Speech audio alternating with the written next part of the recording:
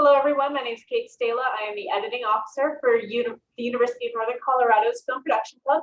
And today I'm going to talk to you about film editing and video editing in general. So thank you all for coming. This video will be posted to YouTube, and we'll post links to it on our other social media so that, once everyone graduates, they can still learn all my hot tips and tricks. Okay. So, all right, first I want to take you through the editor's toolkit and what it all looks like when you're video editing, or what I personally think it should look like. So the first thing you're going to need is editing software. This is a lot of words. So a couple free examples. DaVinci Resolve is more of a color grading based platform, but it really does offer a lot of flexibility with other things. One of the reporters on UNC's Bear News uses it a lot. And so it also offers different sound editing tricks than other things. There's also Blender, which is usually intended for 3D projects, but it can be used for video as well.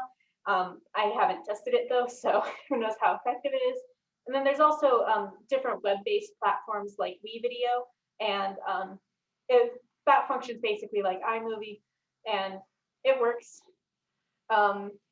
You can also Google things, I assume. On the paid side, you have different pieces of software. Avid Media Composer is industry standard. It's a non-linear video editing process that is used in a lot of Hollywood film and television products. It's also fucking expensive. Depending on which license you get, it can cost from anywhere between like $800 and $50,000. So it's on the list because it would be bad if I didn't include it. Don't buy it if you're making FPC projects. Another industry standard that is more usable for the common people, Adobe Premiere Pro. UNC actually licenses it for public computers on campus. Last year when the pandemic first hit, they licensed it for use on personal computers. They do not do that anymore. And then what I use for my projects is an offshoot of Sony Vegas Pro, which is a lot like Premiere, but it's made by Sony. And the reason I use it instead of Premiere Pro is because my dad bought it on a CD-ROM at an Office Depot going out of business sale. So if you're going to pay for your software, it helps to do your research. I don't know about Avid. Premiere Pro CC is a subscription model based, which I don't appreciate. I prefer one-time purchases because I'm cheap. Also, if you're paying, don't pay too much. If you're paying for anything for FPC, don't pay too much. One of our directors, it's only last year, spent $400 on music. You don't have to do that. So here's a funny meme.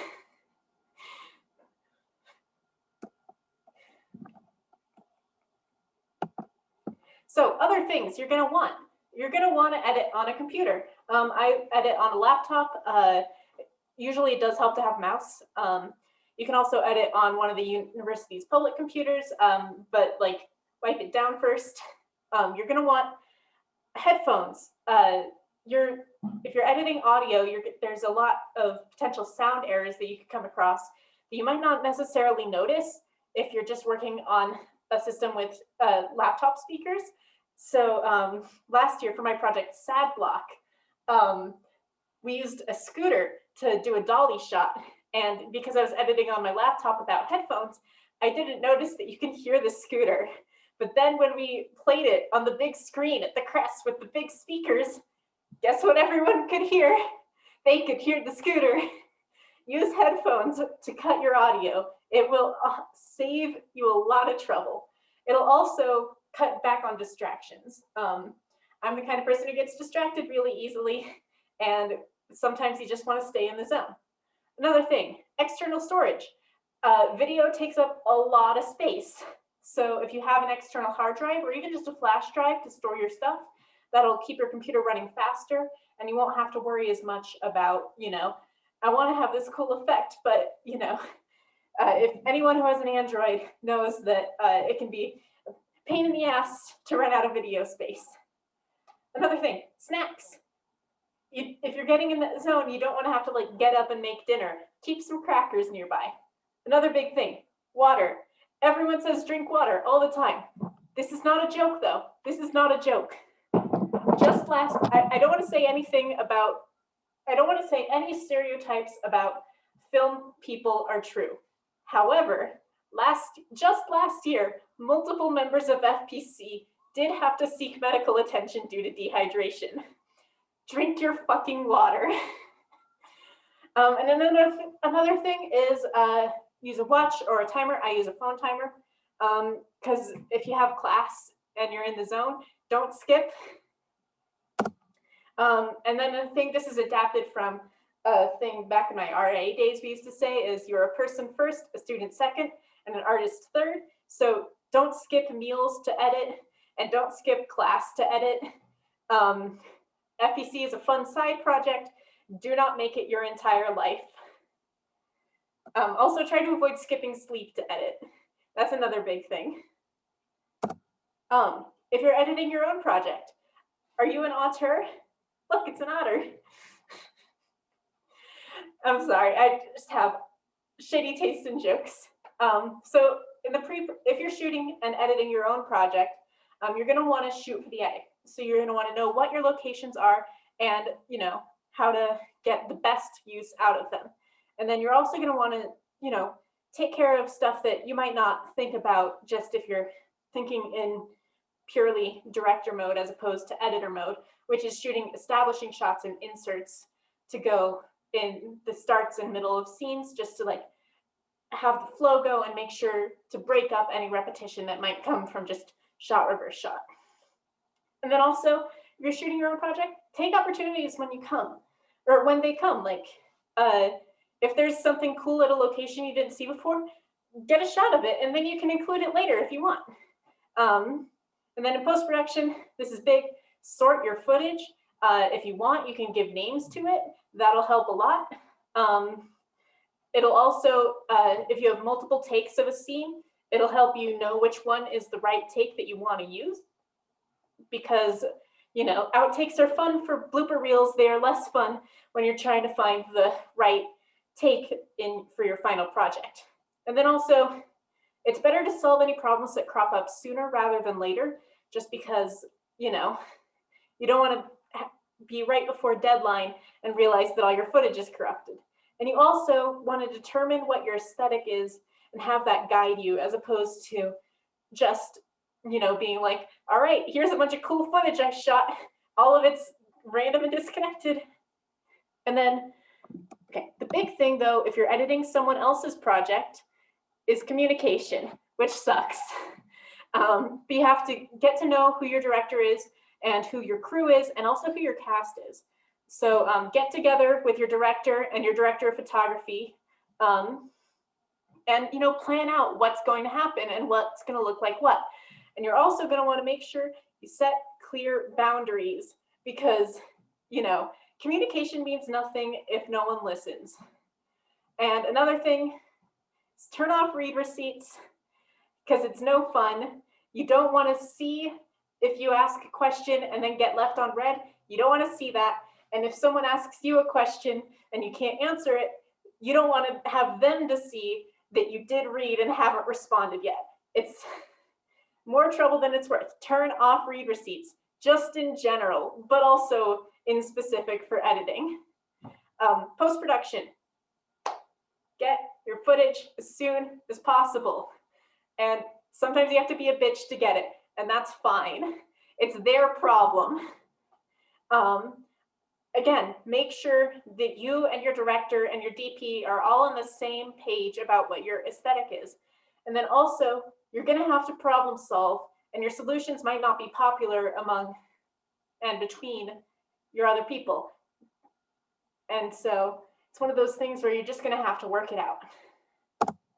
So, questions to ask your DP and director. Are you familiar with the rule of 180? Are you familiar with the term headroom? Do you know what coverage is?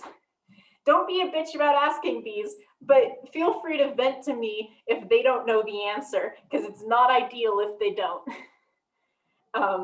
And so yeah, if you don't have a cinematography officer actually, so if you aren't familiar, there's such thing as a line of action. Don't cross it because otherwise it gets confusing. The best example I can think of for that is that one Vine that's like, do you want to see my impression of a British driver? That's an example of crossing a line of action. That one, it's used intentionally for comedy. If you do it on accident, it just looks bad. And then this is the other example shown on screen is an example for shooting interviews for news or documentary filmmaking. But it's a good rule in general to have, headroom so that, the top of the head isn't being cut off like this. And then also look room. So I'm talking at this way as opposed to talking this way, because here it just looks like I'm trapped against the side of the screen. And now let's get to what you actually came here to learn. So in a non-linear editing program, this is what general basic cuts will look like. So just a standard cut, you can imagine cutting an actual piece of celluloid. So at the top, the big box is what the video will look like in a non-linear editing system, and then the bottom is what the audio will look like, and those should be connected. And so you can see, wait, I have the laser pointer option, don't I? I do have the laser pointer. You can see this is just a straight up and down cut, and there's no frills. It just moves from one piece of footage to the next. There's no crossfade. You can do that if you want. I think it looks tacky unless you're doing it on purpose, but whatever. And then, but if we want to go to other cuts, you've probably heard the term jump cut before, mostly in relation to YouTube. This is a jump cut. It's the same piece of footage, but it cuts at a different time. So it's used a lot in action sequences to make it feel more spicy. This is what we call a J cut, or, and if it were backwards, we would call it an L cut. And basically what it is I tried to illustrate it with the diagram. The audio for this pink piece of footage starts before the video does. And so in the editing software, it looks a little bit like a letter J. And so that's why we call it that. And so basically this is good for scene transitions, and it also just, it can spice things up if you do it on purpose. And then one type of cut that is another thing that's used for scene transitions a lot is a match cut. So this right here is an example of a visual match cut. So here you see a little person-shaped thing. Then this is, it could be a tree, it could be a mushroom cloud, it could be like a lot of things. And we just use the visual match cut to, connect the two scenes, even though they're showing different things. Here's a lot more words. So if you're editing something that's more of a objective style, like news or a documentary, and then or an anime music video, you're going to want to make sure that you're using your rules intentionally. So one of the things, 50% of FBC members are journalism majors, so they should already know this. Swap, synchronize words and pictures. Basically what that means is, if you have a narrator talking about something or a song singing about something, you want the video shown on screen to actually reflect what's being said, because if it's unconnected, it's confusing, unless you're doing that on purpose and trying to draw a comparison between the two. But if you're doing it, so if you're doing it on accident, or if you're doing it on purpose, keep doing that. If you're doing it on accident, do it on purpose or don't do it. Another thing, this is big for keeping things interesting, is try not to hold on certain shots for longer than 5 to 7 seconds, unless something's really interesting going on in it, because otherwise it's just like, okay, why are we looking at this? Another thing for news editing and this objective style is try to avoid breaking jump cuts or breaking lines of action. So, you know, if I'm walking this way in one shot, I should still be walking in that same way in the next shot, just because otherwise it looks confusing, because we try to, human brains when looking at video editing or videos that have been edited, um, automatically assume that there's a montage, there's a continuity.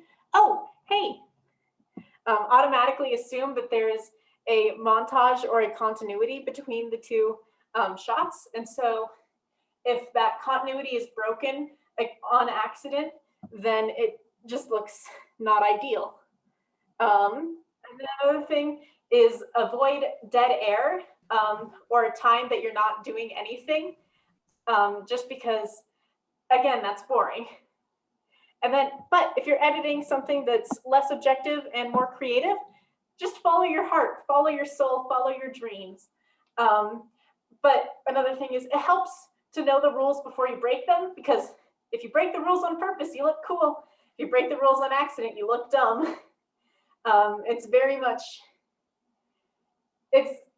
there's a time and a place for breaking rules, and it's wrong to say that there are no rules. Humans have had videos and movies for 100 years now, more than 100 years.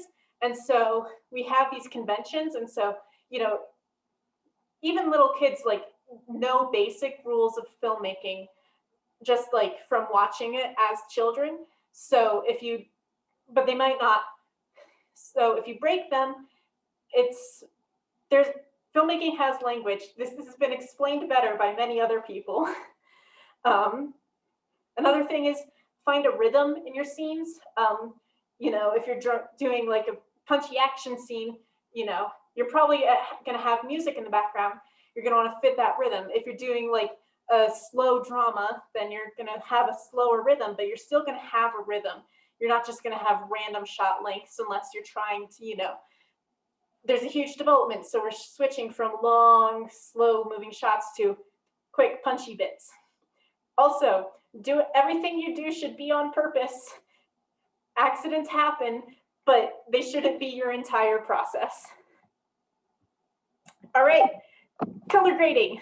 I have been going insane over color grading for a while, so this is going to be a long portion of the presentation for a bit that really isn't that important. One of the things that, one of the more well-known tools of modern filmmaking is what's called a lookup table, or a LUT. And so what a LUT is it's a lookup table. What it does is all you engineering nerds, two of you, know that, or should know that each color value on a computer screen has like a number attached to it. Basically, what it does, a lookup table does, is it will take the encoded color value data in the original film footage and connect it to a number in the table, and that'll change it based on what table you use. But if you don't want to use a lookup table, you can also grade it manually. DaVinci Resolve is great for that. However, it's also a pain in the ass, and that's why it's an entire like subsection of the industry in Hollywood. So it looks really cool, and you can get a really specialized look that you might not get with a LUT. However, if you're not going for that full artsiness, it might be more trouble than it's worth. Color correction is, instead of just applying colors to add a cool aesthetic, this one is just trying to make your colors look better at all. It's also way more important than you'd think. It makes shots consistent between times of days and different days if you're shooting on different days. And unfortunately, this is a part of life. Sometimes your footage looks like ass. And, you know, color correction can fix some of it. It can't fix all of it. So, I mean, the solution is don't shoot bad footage, but that, you know, sometimes that doesn't help when it's due tomorrow. But the last thing is, it's easier to color correct if your director of photography does not use auto white balance. If you use auto white balance, you know, correcting the colors in 1 second of the shot will make them look way worse in another.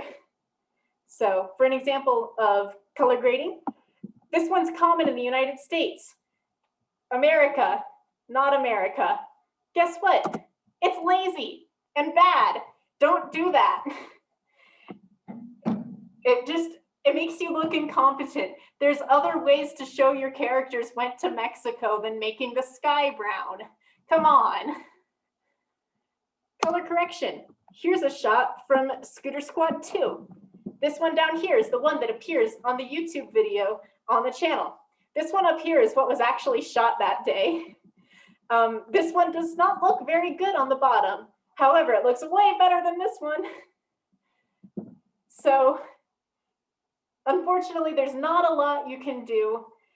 So this is an example of how you can make your footage look better if it's shot wrong, but you cannot make it look good. So it's easier to shoot well as opposed to fixing it in post. We'll fix it in post is lazy, and don't fall into that trap, because all it does is move your problems until they pile up in the future, and that's not ideal. So what is a LUT and what can it do? A LUT, or I already told you what a LUT is. So here's another shot from Scooter Squad 2. This is what was shot originally and what came out of the camera. And this is it with a LUT applied. This one is a bleach bypass LUT. And the point of this one is it brightens the brights and darkens the darks and desaturates everything. And so you can see it looks crisper, but it also looks less accurate to what was actually shot. You also want to make sure, if you're going to use a LUT, make sure it fits the tone. Scooter Squad 2 is a fun romp full of people doing nonsense. So I don't know if a bleach bypass with film grain is going to be the look you want to use. But bright orange does not look good either. If you're noticing comparisons between how I'm dressed and my complaints about bleach bypasses versus orange LUTs, you're not crazy. And then here's a bunch of color grading memes. Look,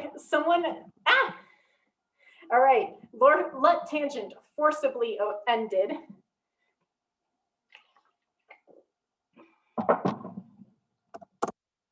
So editing styles, there's a realistic style versus a more symbolic style. So in the more symbolic style, or realistic,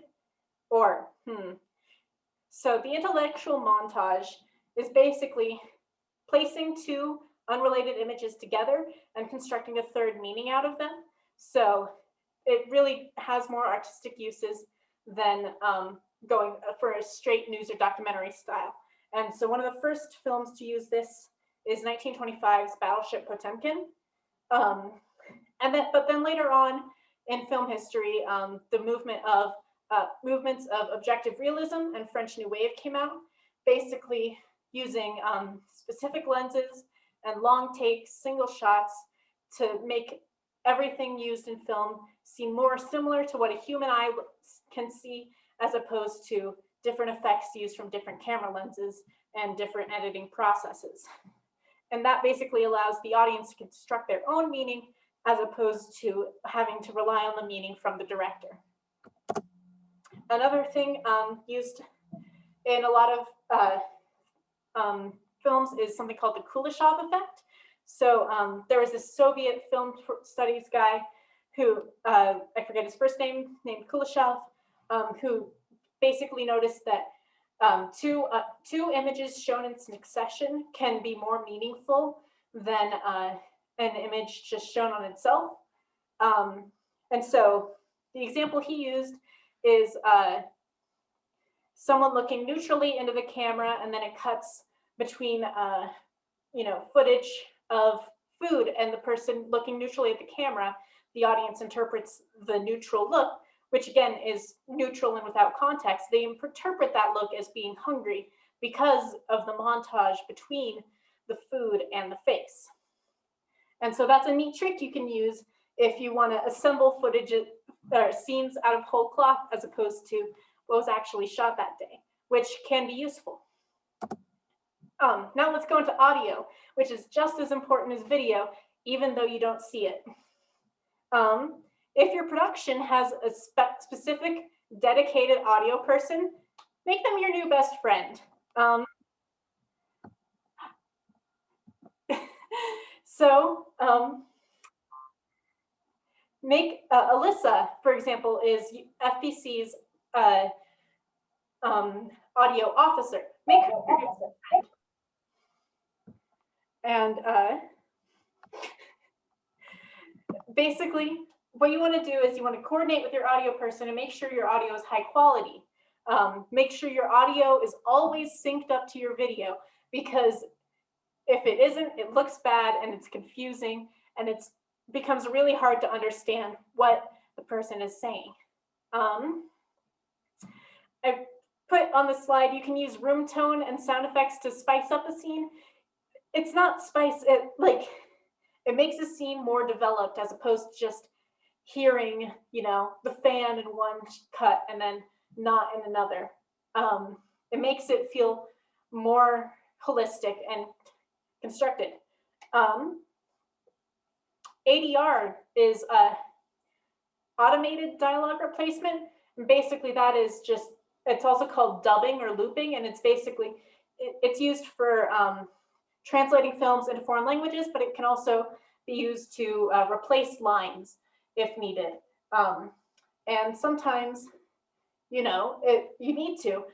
Sometimes, but because it's the process of lip syncing to spoken dialogue, it can be really difficult to get a good take. And if you're doing really heavily involved audio editing stuff, you might want to end up using Audacity instead of relying on, the built-in processes in Vegas or Premiere, just because you can get a more in-depth look at the waveforms and see what needs to be done. If you're editing to music, everyone loves music. Most films have music in them. They also can represent what vibes your story is trying to have, and the overall aesthetic is connected to your music. So make sure that everyone involved in the production who has like a major say has a say in the music choices, just because it can be very different. It can be very different vibes based on what you're trying to say. And so if you feel like something's the right choice and then show it to someone else, they might, get an entirely different meaning just based on your music choice. This is more of a thing for musicals as opposed to music, but yell at your director if they shot multiple takes of a performance without a click track. A click track is basically a metronome, and if you have a metronome going on in the background of your performance, then you can make sure that it's consistent between them. If you don't, it sounds bad. And then also, lastly, please try and avoid getting FPC a copyright strike. Ride and The Posers are wonderful, wonderful films, and I love them with my whole heart, but they are not fair use. 50% of the club is journalism majors, and that means that 50% of the club is required to take media law. I feel like everyone who's getting a film minor should also have to take media law, just to make sure that we all understand copyright law and what we're actually trying to say. Because, Jimmy Eat World's the middle. I don't know if Jimmy Eat World loves The Posers. I love The Posers though, and that's enough. All right, recommended viewing. I can say a lot of words at you. A lot of these people can say these words a lot better than me. Here's a bunch of YouTube videos. When this gets uploaded to the FPC YouTube channel, I will share the YouTube videos in the description, because that's a lot of words to look at on screen. Recommended follows. Stephen Bernstein, director, writer on Instagram. We are mutuals. And tomorrow, actually, he's doing a presentation at 11 about the differences between studio shoots and location shoots. And so if you want to check out that Instagram live, that might be a fun thing to check out. Sean Montano, 50% of this club is journalism majors. You should already be following him. If you're not, though, he's a journalism professor here at UNC, and he talks a lot about video editing because he teaches video journalism. And then if you're looking for, fun, consumable YouTube videos with high production values, check out Folding Ideas and Now You See It, just to, round out your education from just me talking at you, regurgitating their ideas.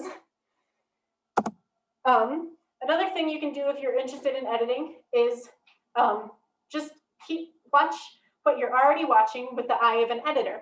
And it helps to do this with something that you like and won't get bored watching, but don't love, because if you watch what you love with an analytical eye, you're gonna ruin it for yourself. And basically what you do is you keep an eye out on what edits are made, what shots are chosen, how they do scene transitions, how they do shot transitions, and keep an eye on that. So basically, watch what you're already watching. Another thing to watch is YouTube tutorials for your specific pieces of software. Just because, not everyone knows everything about Premiere, but everyone knows something about Premiere. And so, if you want to learn how to do something, you can look for help. It's so much better to look up a tutorial for something, even if it's something basic, as opposed to struggling and giving up and never getting anything done. You got to practice. And once again, you got to stay hydrated. Lastly, here are some quick and dirty editing tricks that I use to speed up the process. So for shot reverse shot, heads should be the same size unless you're trying to say something about power dynamics or something interesting where the heads are different sizes on purpose. If you're not doing it on purpose, they should be roughly the same size. If you're editing to music, you should have your cuts be on beat, because otherwise it's just not a good look. Always, before you render a project or finish it up, check for stray frames and remove them. And also, unless you have a pure black screen on purpose, you should check for stray black frames as well, just because otherwise it looks sloppy.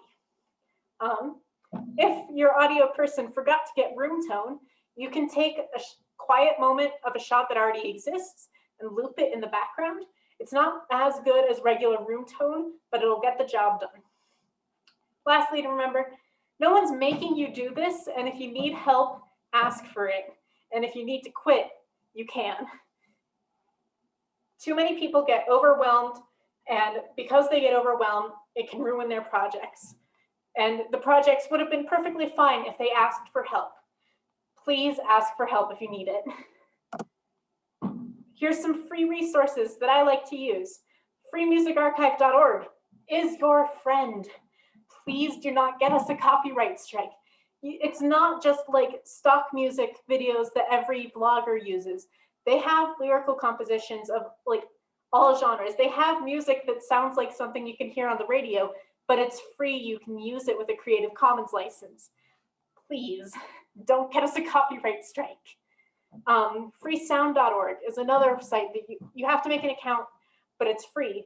And you can use sound resources to make sure that you're building up your sound effects library as opposed to just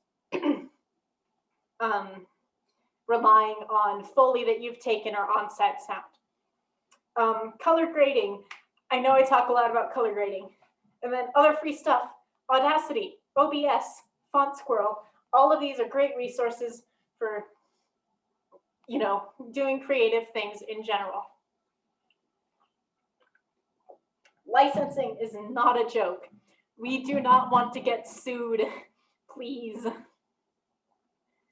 All right, and now it's time for the Q&A portion. So if you have any questions, I would love to hear them.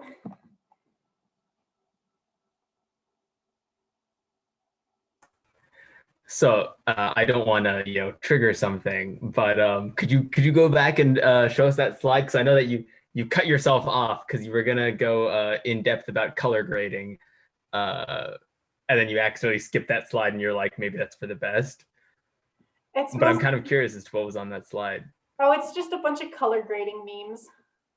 So like here's the Twilight baseball scene, but they took the blue off. So it's just like people standing around in a field. You know, be careful, boys these days only think about one thing. Sex? No, color grading. Okay. And then here's another example of that whole color grading based on location. It's lazy and dumb, don't do it. So like, it's all the same photo, but different colors to represent different locations. It's lazy and it looks bad. And it's a little problematic. And it's a little problematic. More than a little, I would say. More than a little. There's a movie with Chris Hemsworth released on Netflix about India, and they just like, oops, all orange. It's all yellow. Oh God. Oops, all orange. All right. Any other questions? I think I joined at like the end. You kind of did, yeah.